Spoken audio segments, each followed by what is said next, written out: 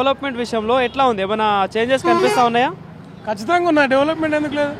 అధికార పార్టీలో ఖచ్చితంగా డెవలప్మెంట్ ఉంటుంది. సరే, చిన్న చిన్న డిస్టర్బెన్స్లు ఖచ్చితంగా ఎక్కడైనా జరుగుతుంది. అది ఒక పాలకుర్తి కాన్స్టిట్యున్సీ కాదు, మొత్తం ఎంటర్ రాష్ట్రంలో ఉన్నది ఆ డిస్టర్బెన్స్. సో చిన్న చిన్న డిస్టర్బెన్స్లు ఉంటాయి, అన్ని కలుపుకోపోతారు. ప్రజలు కూడా అన్ని గమనిస్తారు. ఎవరితో ఎవరికి పట్టం కడితే ఎలా ఉంటుంది, ఎవరితో ఎట్లుండాలి, ఎవరితో మమేకం కావాలి. ప్రజలు మనకంటే చాలా వాళ్ళు ఆల్రెడీ వాళ్ళకి తెలుసు. ఎవరో తినిపిస్తానో తాపిస్తానో ఈ 100కు మందు ప్యాకెట్కు ఖచ్చితంగా ఆలోచిస్తారు. ఖచ్చితంగా ఎవరికి కేవలం కూడా తెలుసు వాళ్ళకు, ప్రజలకు. డబ్బు ప్రభావం ఏమైనా ఉంటుందా ఈసారి? చెప్పలేం. డబ్బు ప్రభావం ఉన్నా కూడా డబ్బు మందు బిర్యానీ అనేది ఖచ్చితంగా కామన్గా నడిచేది. అది అందరికి తెలిసిందే. కానీ ఏమంటానంటే ఖచ్చితంగా ఉంటుంది, ప్రభావం ఉంటుంది, మందు ప్రభావం ఉంటుంది, మనీ పవర్ ఉంటుంది, అన్నీ ఉంటాయి కూడా. అయినా కూడా ప్రజలు చైతన్యవంతం వచ్చింది.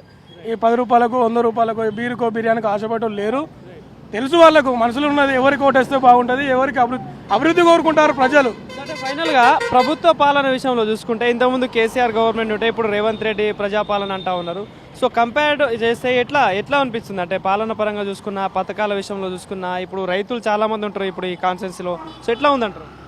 ఓకే, తెలంగాణ ప్రభుత్వం 10 ఏళ్ళు నడిపించింది. ప్రభుత్వం 10 ఏళ్ళల్లో మంచి చేసింది, చెడు చేసింది. ఓకే, రెండింటికి ఒప్పుకుంటాను. మంచి చేసింది, చెడు చేసింది. దాని ఇప్పుడు రేవంత్ అన్న కూడా రేవంత్ రెడ్డి ప్రభుత్వంలో బ్రహ్మాండంగా ఉన్నది పాలన. నెక్స్ట్ మళ్ళీ 5 ఏళ్ళు కూడా మేమే అధికారంలో ఉంటాం. ఖచ్చితంగా మాదే ప్రభుత్వం, కాంగ్రెస్ పార్టీదే అధికారం, రేవంత్ రెడ్డి గారే సీఎం అవుతారు. ఖచ్చితంగా అభివృద్ధి కూడా బ్రహ్మాండంగా ఉంటుంది.